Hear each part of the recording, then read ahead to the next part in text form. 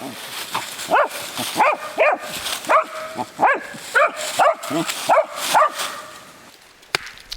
our previous movie, we documented the adventure of transferring iron-bearing stone into forgeable metal using the ancient bloomery smelting process, and then turning that iron into an axe.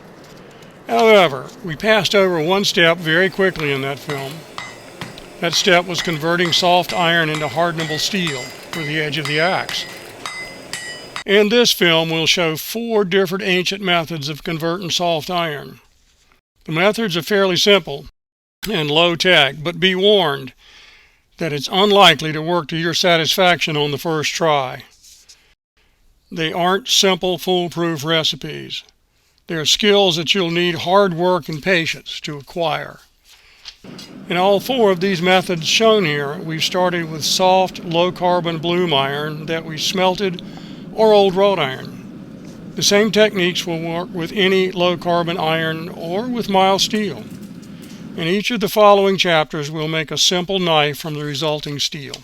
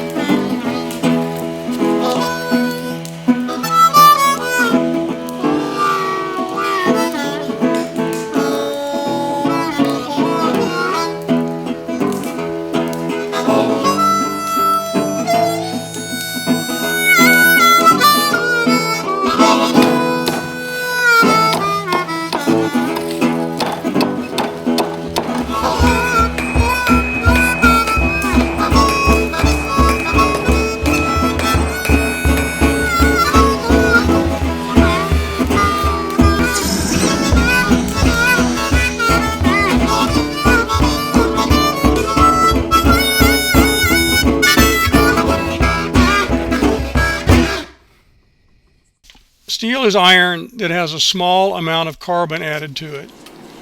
The steel is from 1/2 to 1 1/2% carbon by weight. Hard, durable edge tools and weapons can be made. A hardness suitable for the tool is controlled in the heat treating process.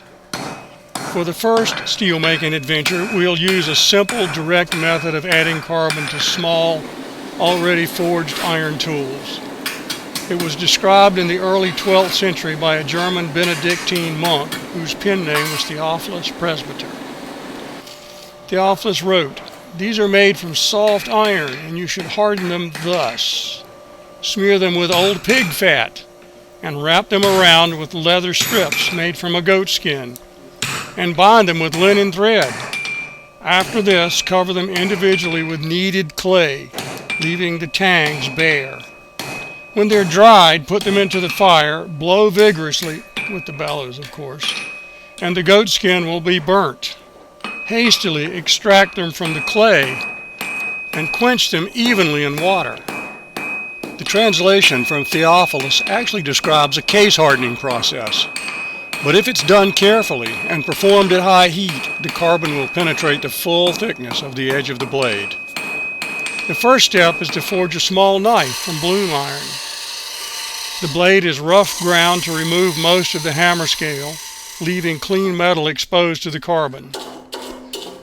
Though Theophilus relies on pig fat and leather for a carbon source, we add a little charcoal dust to the recipe. The clay coating is the same clay recipe that we used to build the bloomery. A high-firing clay with lots of silica sand added to it. Coat the blade generously with lard.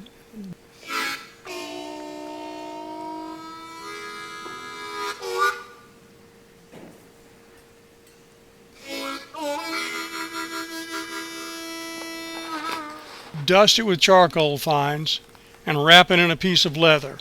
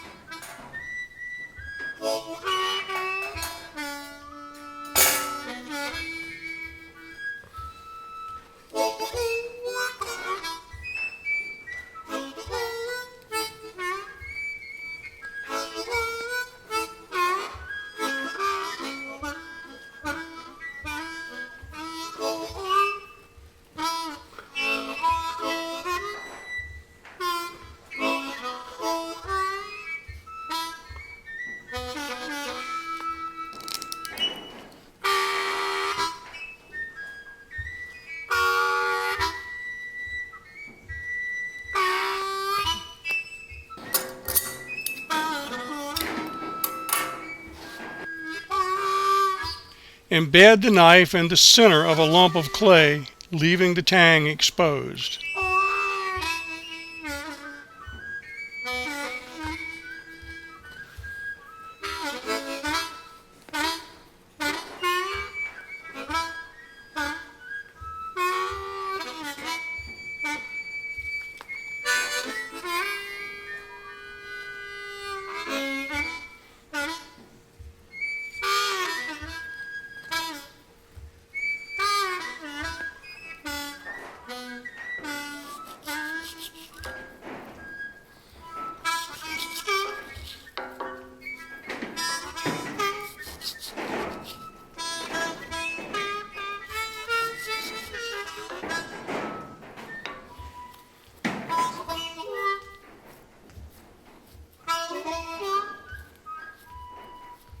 Dry the clay slowly so that it doesn't crack.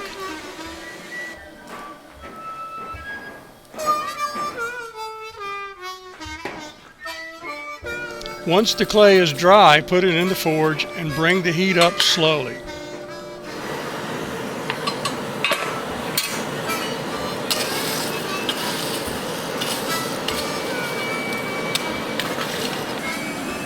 Once it reaches a welding heat, hold it there, peering along the tang to see when the center holding the knife is white hot.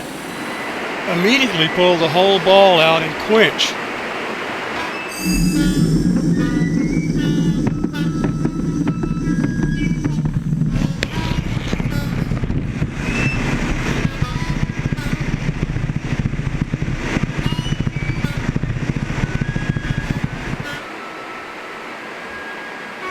Though the knife may be fairly hard from the first quench, it's usually necessary to harden in a second step. Since we started with no manganese alloyed in the steel, it will be much more shallow hardening than modern steels are. Heat treatment is a three-step process. The piece is stress relieved by annealing, cooling slowly from a cherry red in an insulating medium such as dry wood ash. Hardening is done by quenching in either oil or brine. In this case, we just went straight to brine.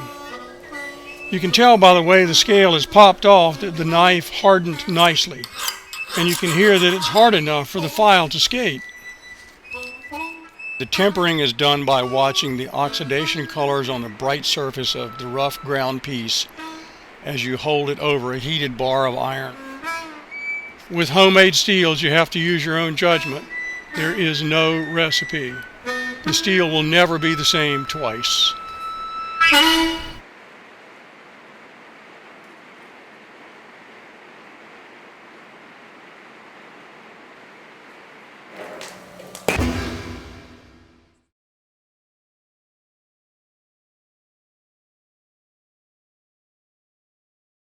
In the last chapter, we carburized a small iron knife in the forge.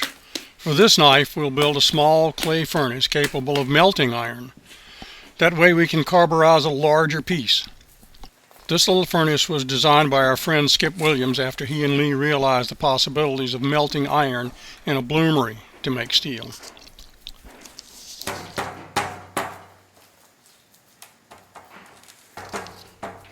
In the 4th century BC, the Greek philosopher Aristotle wrote about the difference between iron and steel. Wrought iron indeed will melt and grow soft, and then solidify again. And this is the way in which steel is made. For the dross sinks to the bottom and is removed below, and by repeated subjugation to this treatment, the metal is purified and steel is produced. From this translation, it's clear that Aristotle thought that steel was purified iron, a belief that persisted for the next 2,000 years. We now know that steel is iron with carbon added as an intentional impurity. Melting iron is an opportunity to add carbon to it. Our little furnace is built with the same clay recipe we used before. The combustion chamber is 4 inches in diameter. We're using 4-inch PVC pipe as a form.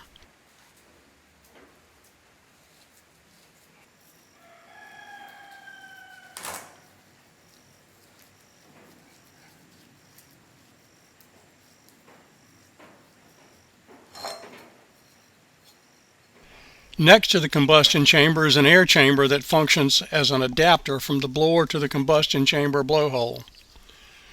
The hole in the top of the air chamber allows us to spill air if necessary.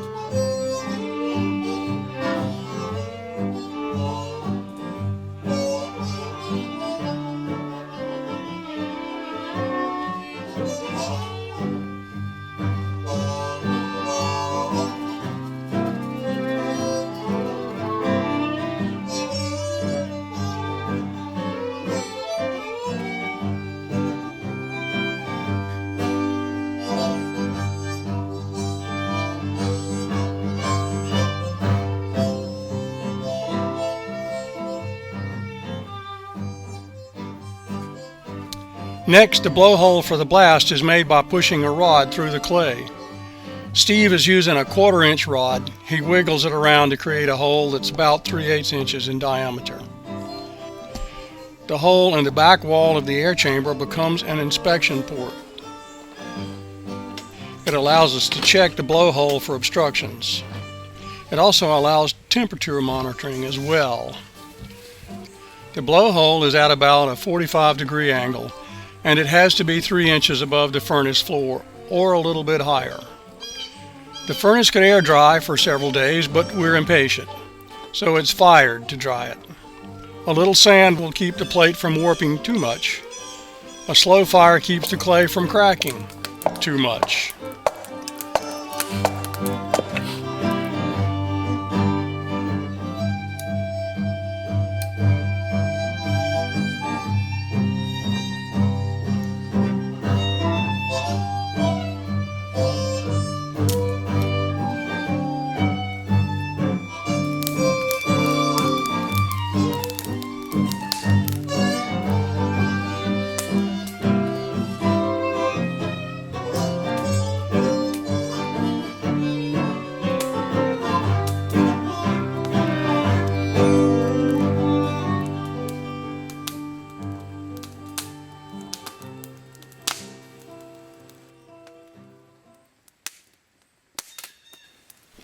While the furnace is drying, we'll talk about how it all works.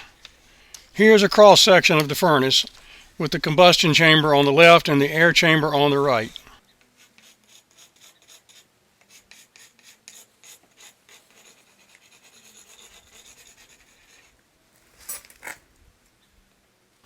Here's the air coming from the bottom.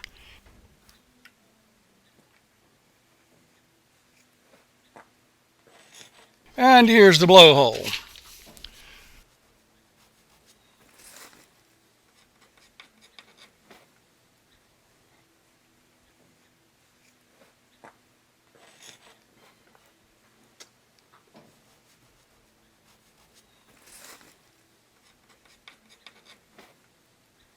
We'll start a fire and keep the combustion chamber full of charcoal. After it's hot enough, we'll put small bars of iron in the half of the furnace away from the blowhole. The ends of the bar will melt and drip down below the air blast and consolidate into a bloom-shaped blob. This is well below the air blast and in a carbon-rich atmosphere.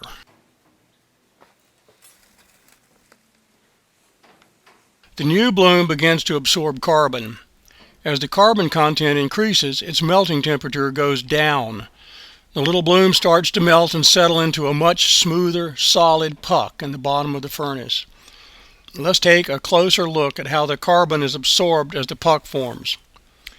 When the iron first melts and gathers into the bottom, it tends to be rough, porous, and tipped towards the air blast, like this. At a white heat, carbon is absorbed rapidly around the perimeter, but the interior is still low carbon.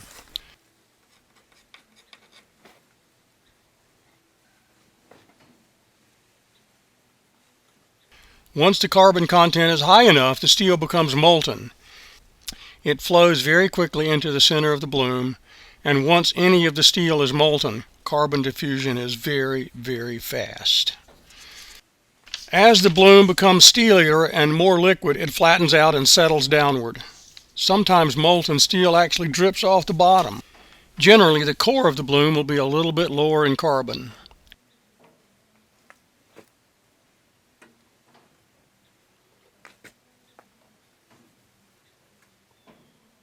The puck is chiseled across the bottom, folded in half, and hammered into a bar.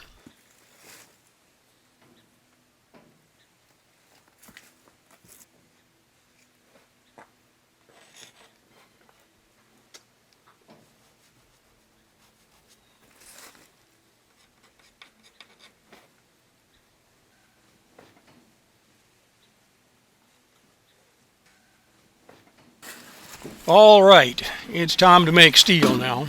We want 5 or 6 pounds of charcoal from the retort.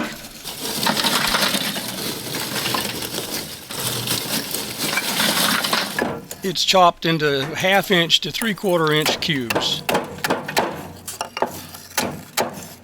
A small plug is made for the air chamber and weighted so that it isn't blown off. A little plug is made for the peephole too.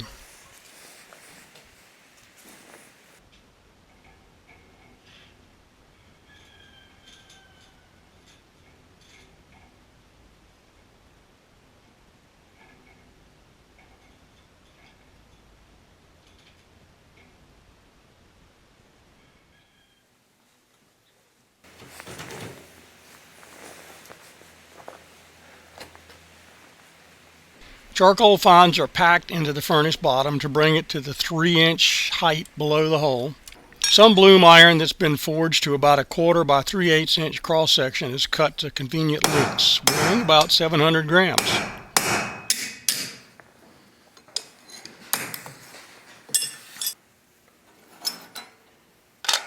If you're using mild steel, bars in the 1/4 inch to 3/8 inch range will work fine. You can see from the lack of burst in the sparks that our starting iron is dead low in carbon content.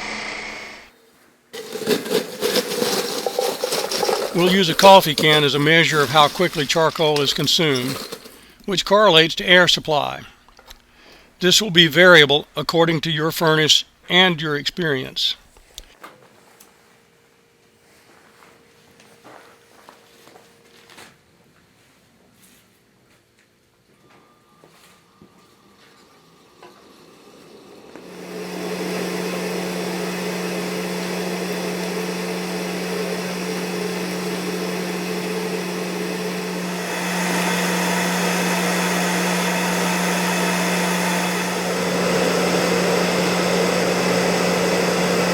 Get a good hot fire that shows at a white heat through the peephole.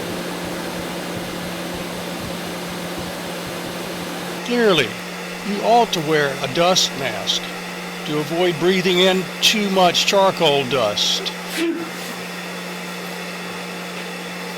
Once the furnace is hot all the way across, start adding the stock. Let the bars feed themselves down as they melt. Keep the furnace filled with charcoal until all the bars are melted.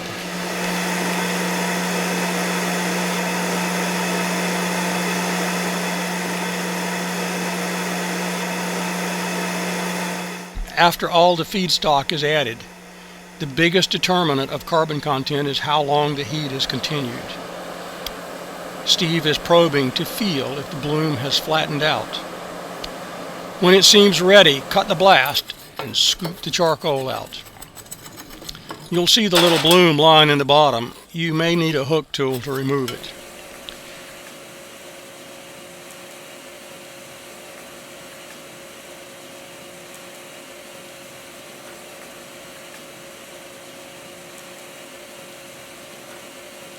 The steel puck rings nicely and is hard to move with a hammer. The edges are packed to round it up at welding heat.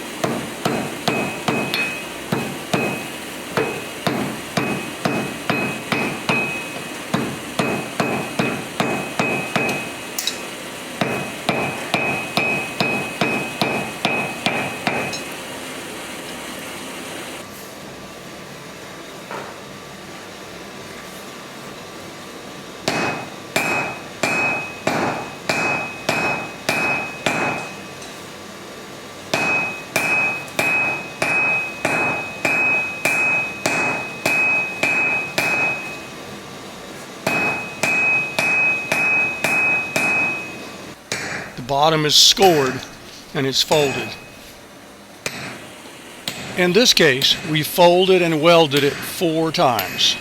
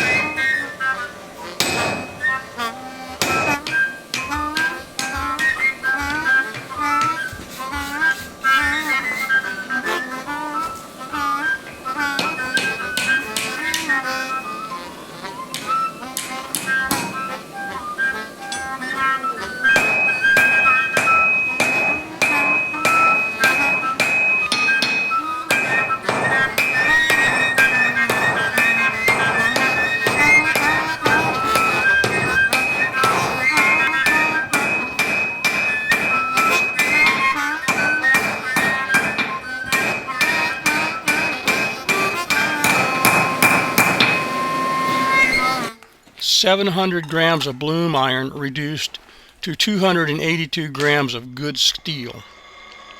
You can see the burst in the sparks, but don't put too much stock in spark test. It doesn't spark the same as modern steels. Another knife is forged.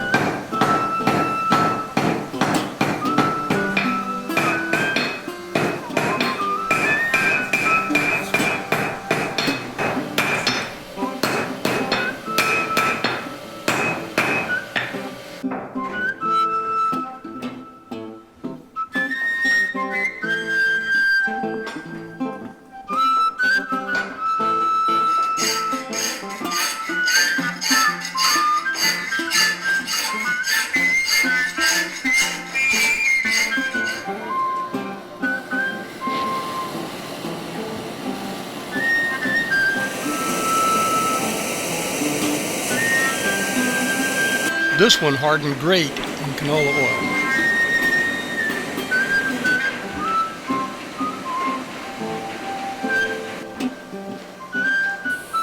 It was tempered until it felt right.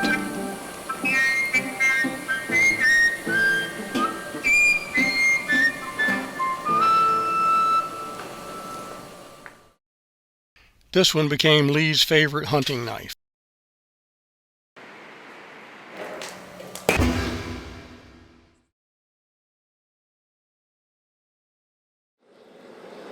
Having melted iron in a little furnace, we'll scale some of these techniques up a bit.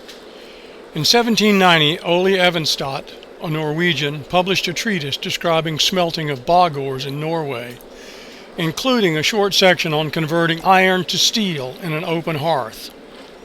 Ole's hearth will allow us to make a larger ingot. A variety of shapes and sizes of feedstock can be used, and it will be easier to see what's happening. It also allows more control over quality by adding fluxes. We're using the usual clay mix, but only as mortar to hold the bricks together. Regular clay bricks are fine. Fire bricks are an unnecessary expense. We've built it on the bottom of a steel drum. It can be built on the ground as well if you don't mind stooping down. The hearth is a rectangular side blast hearth with a higher rim to hold a deep bed of charcoal. The rectangle needs to be 8 inches by 10 inches inside.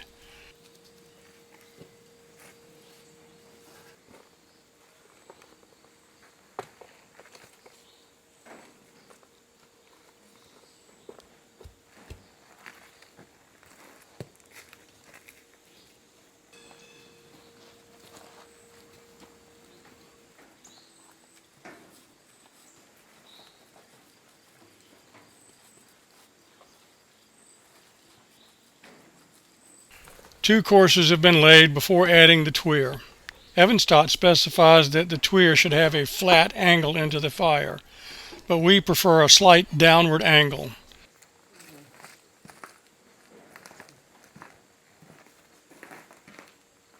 From tweer height, 2 more courses will be added.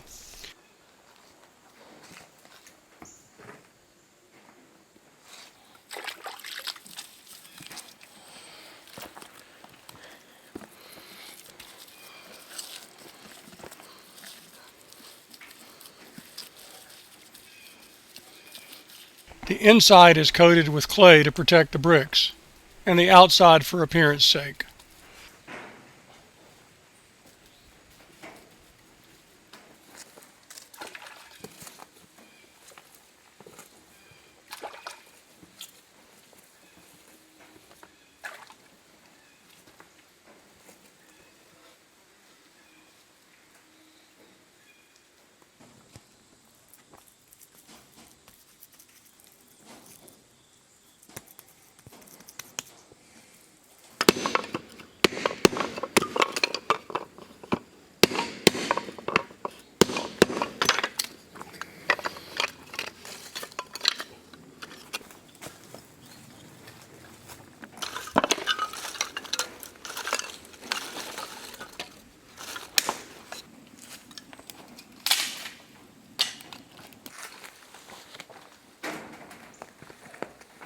A slow fire is built, and while the furnace is drying, we'll go inside and make a tweer.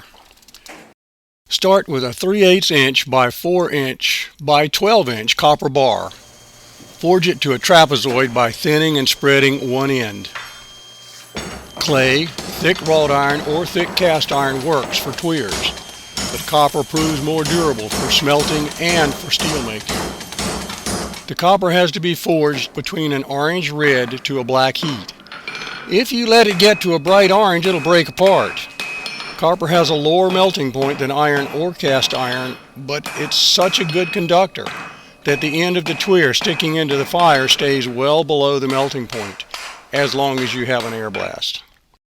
The finished tweer needs to be forged out to at least 14 inches long to achieve sufficient heat radiation. One like this will last 50 to 100 smelts. In fact, Lee uses one in his forge as well.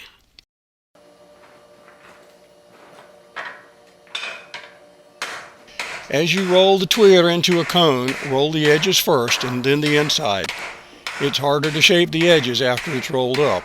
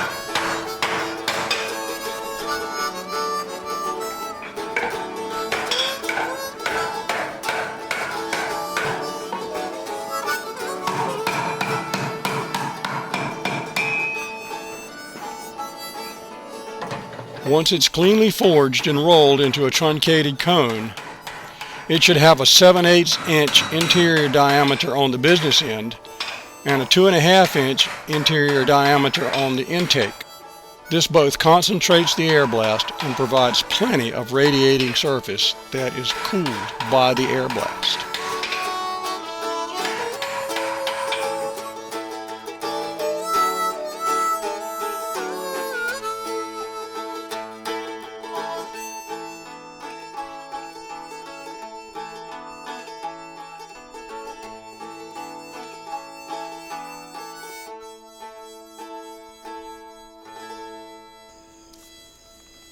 The hearth is baked, time to make some steel. We dampened wood ashes for an impervious and largely non-reactive hearth floor. Damp enough to compress nicely, but not wet. The ashes are packed into the bottom, slightly concave, so the floor is 3 inches below the tweer orifice.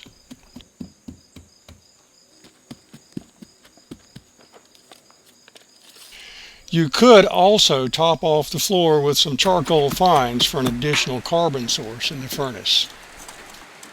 The air supply tube is rested inside the tweer and not shoved in tightly.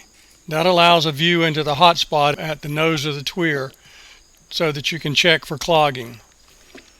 A charcoal fire is built up, increasing the blast until there's a white heat at the tweer and the hearth is hot across its width.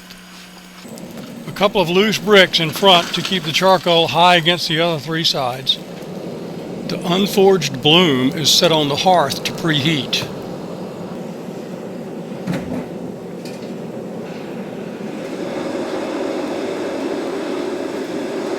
If you're using smaller bits of scrap iron for feedstock, place them above and in front of the tweer.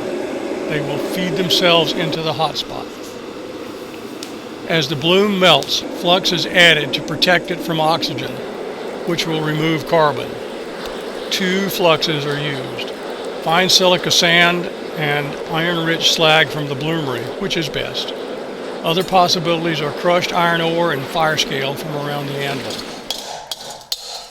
Slag from a smelt needs to be crushed and sifted. You want more sand than iron slag to make steel. Too much iron oxide will decarburize the steel. 2 parts sand to 1 part iron slag is a good place to start. As with the Aristotle furnace, once the feedstock is melted into a new bloom, it'll be rough and tilted towards the tweer. Use a thin rod to probe the bloom. You can feel its shape. Push any loose bits towards the tweer to melt them. Keep adding charcoal in flux. As the heat and carbon content increase, the bloom will suddenly flatten out. It will feel as if it has suddenly disappeared. Keeping the blast and heat up after this is the main determinant of carbon content. The wait is only a few minutes though. The fuel is burned down some, the front bricks removed, and the puck pried out. It's forged the same as the puck from the Aristotle furnace. We forgot to weigh this one, but 2 big kitchen knives were forged from it. This time, after the bar was forged to 8 layers, we stacked up a 4-layer billet to make a 32-layer bar, and then twisted it and made a nice big chef's knife.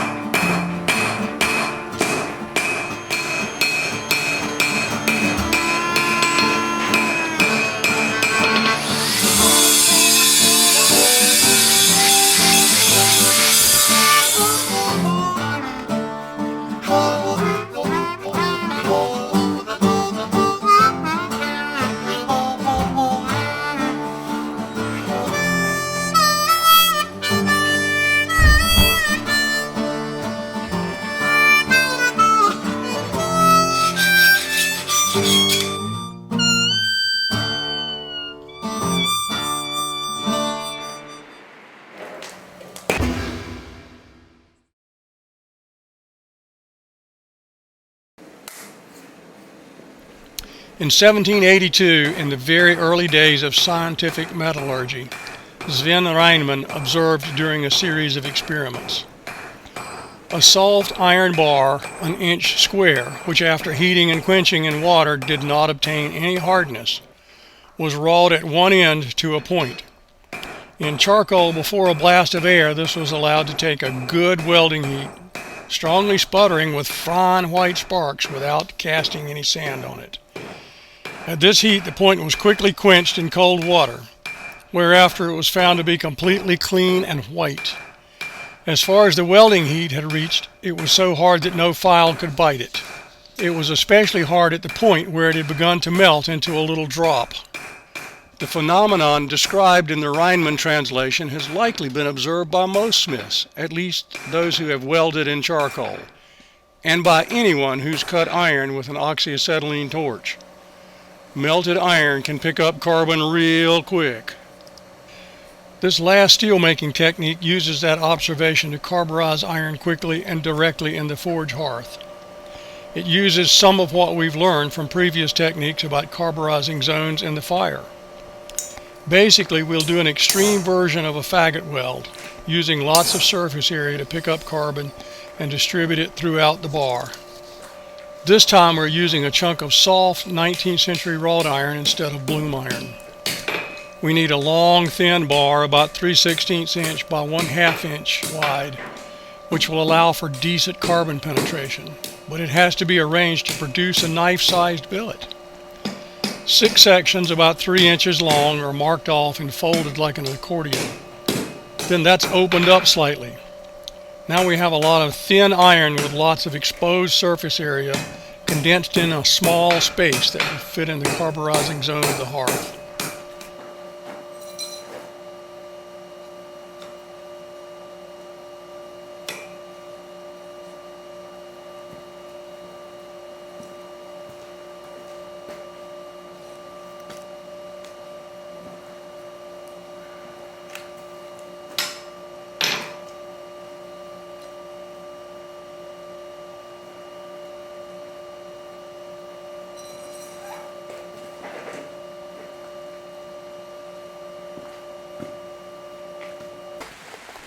This time we'll use the same hearth that was used for the Evenstadt method. If you use a side blast forge, just dig out that magic 3 inches below the tweer and pack down a bed of charcoal fines.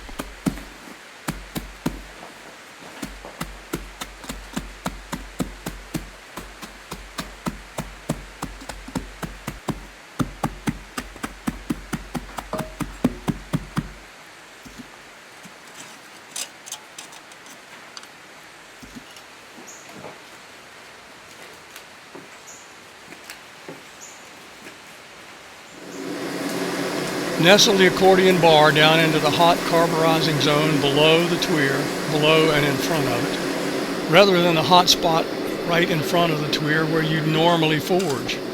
You may have to put a small bend into the handle to get it down there. Carefully bring the accordion to a sparky welding heat. Cut the blast and let it cool down a bit. Heat it back to welding and let it cool back down again. Repeat the cycle 3 times. It will absorb carbon rapidly at welding heat, but you can't just leave it at welding heat. You have to rely on repeated heats, always keeping it below the tweer. On your last heat, bring it out and hammer weld it up. You can see from the bursty sparks that it has lots of carbon from all these surfaces in the billet.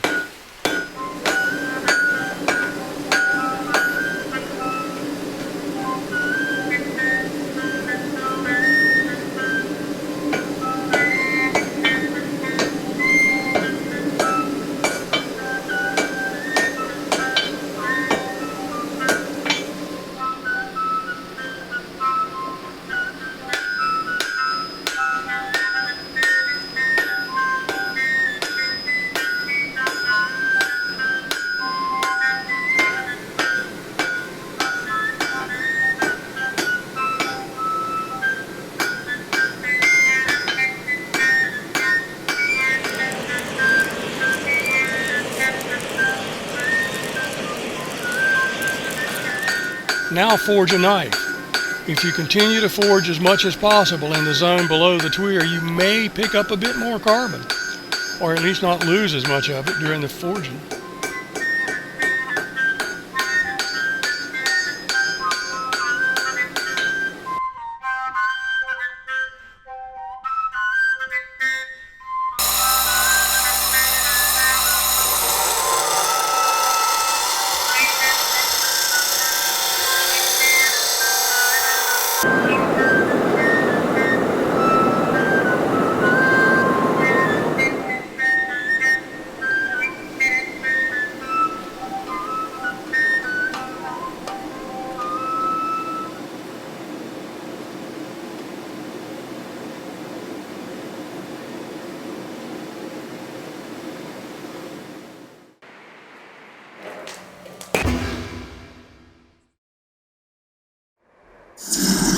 We managed to make steel based on 3 historical documents.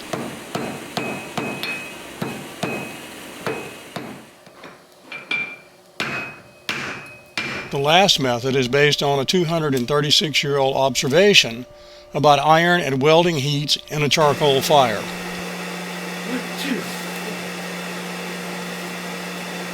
We had fun in the process, which is the point. We hope that you will have fun with these methods too.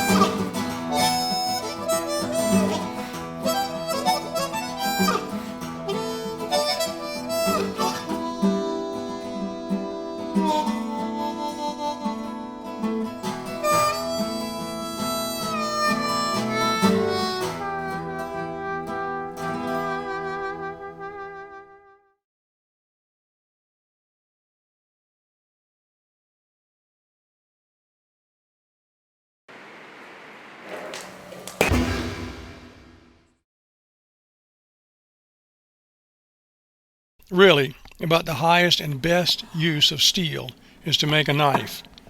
And the highest and best use of a knife is to cut a sausage. And the highest and best use of sausage is to make someone happy.